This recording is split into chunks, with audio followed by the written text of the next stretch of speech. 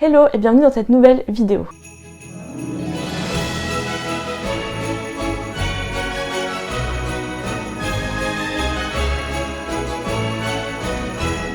On se retrouve en ce 6 décembre pour ouvrir la 6e case du calendrier de l'Avent du savoir. Et aujourd'hui nous allons parler de Saint-Nicolas. C'est le même papier depuis le début, il n'y a vraiment rien inscrit dessus. C'est une mise en scène qui est sûrement très ridicule, mais écoutez, si vous habitez dans l'est de la France, c'est-à-dire vers l'Alsace-Lorraine, vous êtes sûrement très familier avec Saint-Nicolas. Mais pour moi, qui viens complètement de l'autre côté de la France, je me suis un petit peu toujours demandé qui était Saint-Nicolas, ce deuxième Père Noël. Dites-moi en commentaire si c'est une histoire, une légende que vous connaissiez ou non. Et en effet, j'ai choisi de faire cette vidéo le 6 décembre, puisque c'est dans la nuit du 5 au 6 décembre que Saint-Nicolas fait sa tournée. Alors tout d'abord, j'ai découvert avec stupéfaction, littéralement, que Saint-Nicolas, en fait, il a vraiment existé. Moi, je pensais que c'était vraiment un personnage qui avait été inventé, mais pas vraiment en fait, donc je vais vous raconter.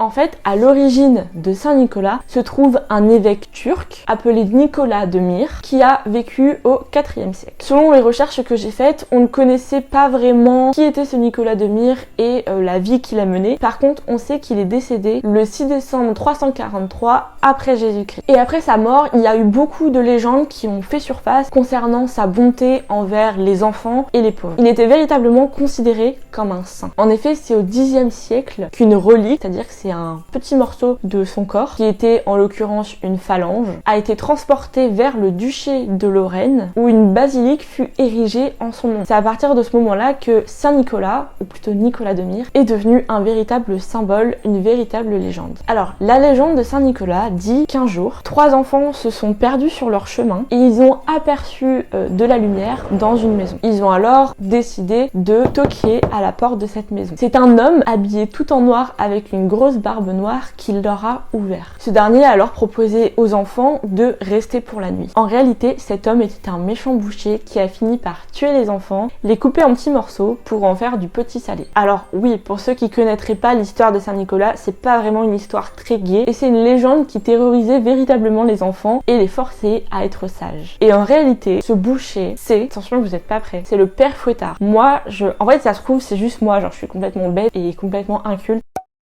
Mais je n'avais aucune idée que le père Fouettard, en fait, était dans la légende de Saint-Nicolas. Est-ce que j'étais vraiment la seule à ne pas savoir ça? Bon, à part ceux qui connaissent vraiment la tradition et qui habitent notamment en Alsace. Franchement, dites-moi en commentaire, j'aimerais vraiment savoir si j'étais la seule débile à ne pas savoir ça. Bref, quelques temps plus tard, Saint-Nicolas, qui passait par là, alors on sait pas trop si c'était son intuition qui l'a fait passer par là ou si c'était complètement le hasard, décide de frapper à la porte du méchant boucher. Ce dernier lui proposa alors de rester manger et Saint-Nicolas lui demanda directement s'il pouvait avoir du petit salé. Le boucher comprend donc que Saint-Nicolas sait la vérité et il décide d'avouer son crime et se confond en excuses. Saint-Nicolas plaça alors 3 doigts au-dessus des enfants qui étaient bien sûr découpés en petits morceaux, et ces derniers vont se reformer et ressusciter. Pour punir le boucher de ses atrocités, Saint-Nicolas prend alors la décision de l'attacher à son âne. Depuis, le père Fouettard est attitré à un statut de ramoneur pour Saint-Nicolas. En effet, Saint-Nicolas, vêtu d'une longue robe rouge et blanche et d'une belle barbe blanche, ne voulait vraiment pas se salir en passant par les cheminées. Donc en fait, le père Fouettard passait avant lui pour nettoyer la cheminée, pour qu'ensuite, lui, Saint-Nicolas, puisse passer tranquillou bilou dans la cheminée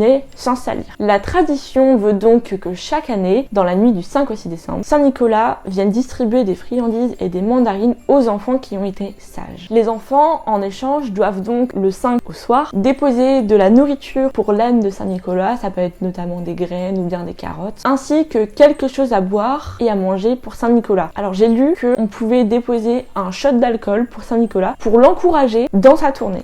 Si tous les enfants donnent un shot d'alcool à Saint-Nicolas, je suis pas sûre qu'il parvienne à finir sa tournée. Cette tradition, elle est très réputée dans l'est de la France, en Alsace, en Lorraine, mais également dans d'autres pays comme la Belgique, l'Allemagne ou encore en Hollande. Et genre dans les marchés de Noël, le père Fouettard et Saint-Nicolas se baladent véritablement entre les allées. Franchement, ça me dérange pas de croiser Saint-Nicolas, mais alors le père Fouettard, s'il peut rester très loin de moi, ça me va.